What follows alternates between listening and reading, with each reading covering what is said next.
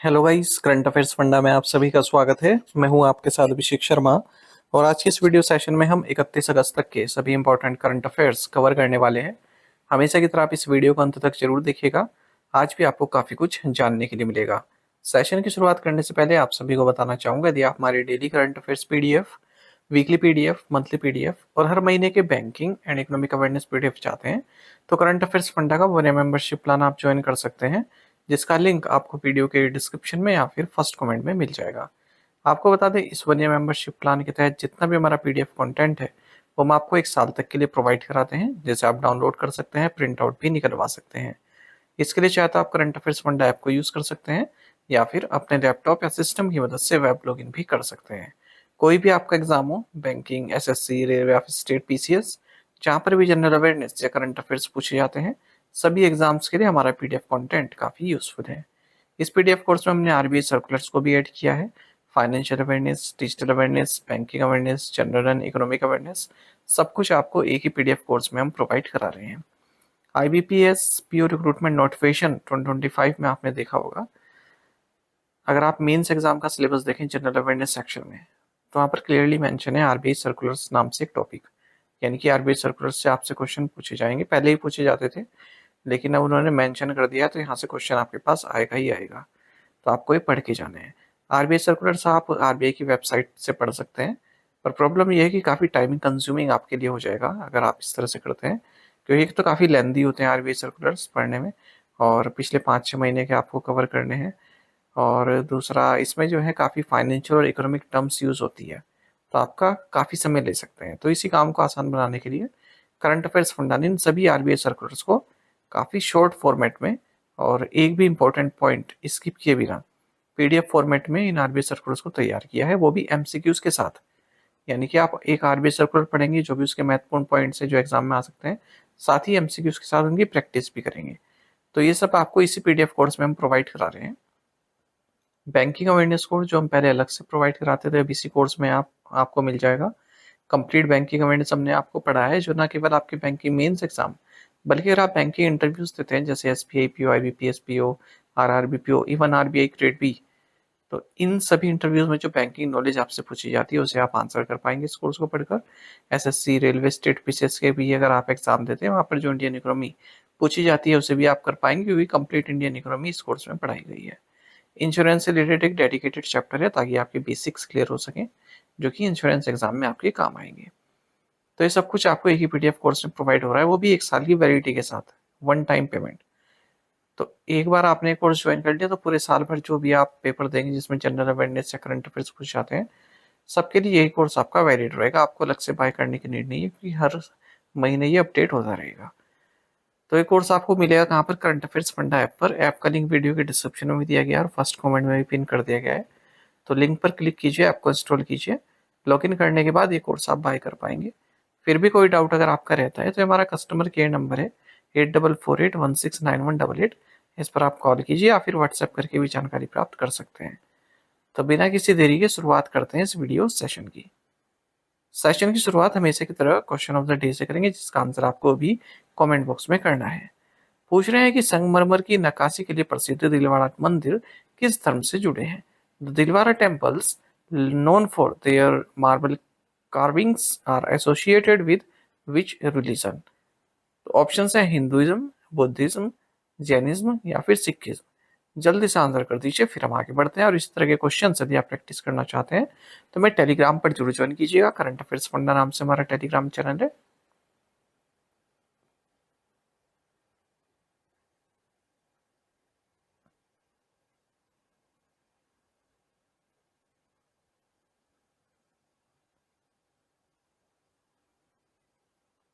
Which private lender has extended the tenure of its MD and CEO? Prashant Kumar. किस निजी bank ने अपने MD और CEO प्रशांत कुमार का कार्यकाल बढ़ा दिया है? राइट आंसर ऑप्शन ए है, यस बैंक।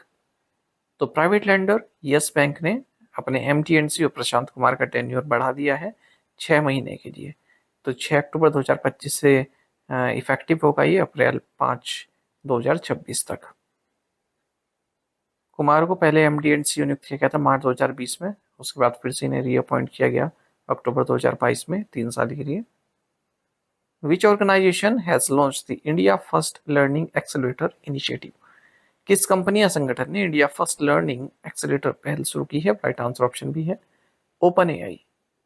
ओपन एआई ने India first learning accelerator initiative launch किया है हमारे देश के एजुकेशन सेक्टर को इम्प्रूव करने के लिए या फिर उसको सपोर्ट करने के लिए। इसमें एक रिसर्च ग्रांट भी दी जा रही है 4.5 करोड़ रुपए की आईआईटी मद्रास को, और 5 lakh free chat GPT licences भी डिस्ट्रीब्यूट किए गए हैं एजुकेटर्स एंड स्टूडेंट्स को। तो इसमें जो ओपन एआई है इसने IIT Madras, ministry of education, all India council for technical education यानी कि एआईसीटी इनके साथ कोलेबोरेशन किया है। और इसका मकसद है कि आईआईटी मद्रास इस चीज़ को स्टडी करेगा किस तरह से एआई टूल्स टीचिंग प्रैक्टिसेस को इम्पैक्ट कर रहे हैं, क्या उसकी लर्निंग आउटकम्स हैं, क्या कोग्निटिव डेवलपमेंट है एआई के। Where was the 19th edition of the World Archery Youth Championship 2025 held? India won a total of 8 medals here. विश्व तीरंदाजी युवा चैंपियनशिप 2025 का 19वां संस्करण कहाँ आयोजित किया गया? भारत ने यहाँ कुल 8 पदक जीते। राइट आंसर ऑप्शन डी है Winnipeg, Canada. 19th edition of world archery youth championship 2025 ये विनिपेग कनाडा में हुआ है। भारत ने 8 मेडल जीते हैं जिसमें 4 गोल्ड हैं, 2 सिल्वर हैं और 2 ब्रोंज हैं। अगर हम स्टैंड आउट परफॉर्मेंसेस की बात करें तो चिकिता तनिपार्थी इन्होंने फर्स्ट एवर इंडियन गोल्ड जीता अंडर 21 वीमेंस कंपाउंड कैटेगरी में। शर्वरी सिंध इन्होंने भी अंडर 18 वीमेंस रिकर्व में गोल्ड मेडल जीता है। Which insurer launched health buddy and health SIP? किस बीमा कंपनी ने हेल्थ बडी और हेल्थ एसआईपी लॉन्च किया है?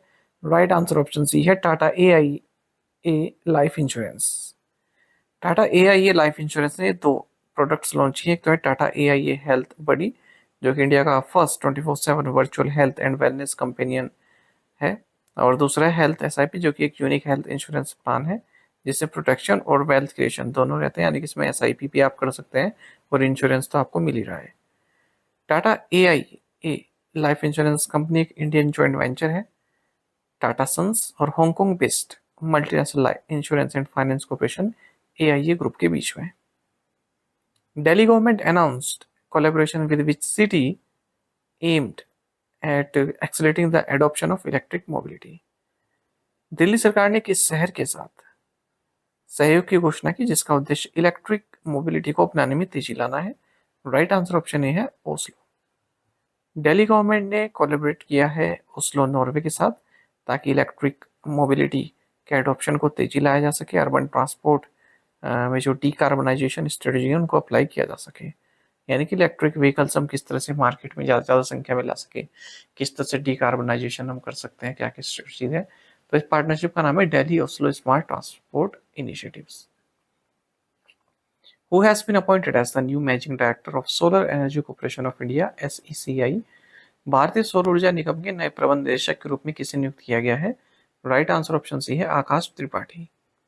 आकाश त्रिपाठी मैनेजिंग डायरेक्टर बनाए गए हैं solar energy corporation of India (SECI) के।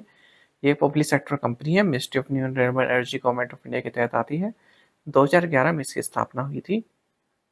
Where was Punjab national bank first startup centric branch inaugurated? Punjab national bank की पहली स्टार्टअप केंद्रित शाखा का उद्घाटन कहाँ किया गया? राइट आंसर ऑप्शन भी है न्यू दिल्ली। तो पंजाब नेशनल बैंक की first startup centric branch open हुई है न्यू दिल्ली में, और इसका मकसद एंटरप्रेन्योरशिप को बढ़ाना है और जो इनोवेशन है उनको सपोर्ट करना है, उनको लोन्स वगैरह किफ़ायती दरों पर प्रोवाइड कराना है। और इसी मौके पर एक एमओयू साइन हुआ है पीएनबी और एसटीपीआई के बीच में भी, जो एलिजिबल स्टार्टअप्स उनको फाइनेंशियल सपोर्ट प्रोवाइड कराने के लिए। पीएनबी के एमडी जो अशोक चंद्र हैं। Who launched India's first national biofoundry network? Bharat का पहला राष्ट्रीय बायोफाउंड्री नेटवर्क किसने लॉन्च किया? राइट आंसर ऑप्शन है Jitendra Singh. Science and technology minister Jitendra Singh ने इंडिया का पहला नेशनल बायोफाउंड्री नेटवर्क लॉन्च किया है। इसमें 6 इंस्टीट्यूशंस हैं जिसके जरिए जो बायो मैन्युफैक्चरिंग है, ठीक है, उसको इन्हेंस करने का मौका मिलेगा, एम्प्लॉयमेंट बढ़ेगा, अलग अलग डेवलपमेंट्स होंगे। और मिनिस्ट्री ने design for bio E3 challenge भी लॉन्च किया है यूथ के लिए। तो जो भी पार्टिसिपेंट हैं वो एक नया बायोलॉजिकल सिस्टम डिज़ाइन कर सकते हैं, जैसे माइक्रोब, एंजाइम, प्रोटीन, जो कि रियल वर्ल्ड चैलेंजेस को सोल्व करे। Which Israeli defence company successfully launch the new space camera Jupiter? किस इजरायली रक्षा कंपनी ने नया अंतरिक्ष कैमरा जुपिटर सफलतापूर्वक लॉन्च किया? राइट आंसर ऑप्शन बी है Elbit Systems. Israeli defence company Elbit system, इन्होंने एक नया स्पेस कैमरा जुपिटर लॉन्च किया है NAOS national advance optical system satellite के जरिए, जिसे स्पेस एक्स फाल्कन 9 रॉकेट से भेजा गया है। NAOS satellite is designed to support a wide range of Earth observation missions, including military operations, environmental monitoring, and scientific research. According to an EY report, by which year is India expected to become the world's second largest economy in PPP terms? EY report के अनुसार किस वर्ष तक Bharat PPP के संदर्भ में दुनिया की दूसरी सबसे बड़ी अर्थव्यवस्था बन जाएगा? राइट आंसर ऑप्शन डी है 2038। तो भारतवर्ष की सेकंड लार्जेस्ट इकोनॉमी बन सकता है अगर हम परचेसिंग पावर पैरिटी के टर्म्स में बात करें 2038 तक, और जीडीपी इसकी 34.2 ट्रिलियन यूएस डॉलर पहुंच जाएगी, ऐसा ईवाई इकोनॉमी वॉच रिपोर्ट ने कहा है, जो कि आईएमएफ प्रोजेक्शंस पर बेस्ड है। इंडिया की इकोनॉमी 20.7 ट्रिलियन यूएस डॉलर पहुंच जाएगी 2030 तक, और भारत थर्ड लार्जेस्ट इकोनॉमी बन जाएगा मार्केट एक्सचेंज रेट के टर्म्स में 2028 तक, जर्मनी को पीछे छोड़ते हुए। Among the largest economies, India stand out at a median age of 28.8 years in 2025, second highest saving rate, government debt to GDP ratio ये डिक्लाइन हो जाएगा 81.3 से घटकर 75.8 हो जाएगा 2030 तक। अब यहाँ पर जो टर्म आई है ना, परचेसिंग पावर पैरिटी, इसका मतलब होता है कि 1 unit of currency same good को या सर्विसेज को अलग अलग कंट्रीज में किस तरह से बाय कर सकती है। अब इसका मैं अगर आपको एक एग्जांपल बताऊं, मान लीजिए कोई बर्गर है, अब वो बर्गर हम भारत में, मान लीजिए कोई बर्गर हमने खरीदा 100 रुपए का, और सेम बर्गर आपको यूएस में मिल रहा है 2 यूएस डॉलर का, ठीक है, तो 2 यूएस डॉलर इक्वल्स कितने हो गए 100 रुपीज के, या हम ये कह सकते हैं कि 1 US dollar equals to 50 rupees. तो 1 यूएस डॉलर की वैल्यू कितनी होगी 50, अगर हम बर्गर के संदर्भ में देखें। लेकिन एक्चुअली में अगर हम देखें मार्केट एक्सचेंज रेट में, आजकल भी आप देख सकते हैं कि 88 तक पहुंच गया है, 85 88, ठीक है, तो इतना एक्सचेंज रेट रहता है अगर डॉलर और रुपीस में बात करें हम, ठीक है। तो हम देख रहे हैं कि एक्सचेंज रेट में देखें तब तो हमारा जो रुपया है काफ़ी गिर चुका है, क्योंकि 88 तक पहुंच चुका है 1 यूएस डॉलर कंपेयर में।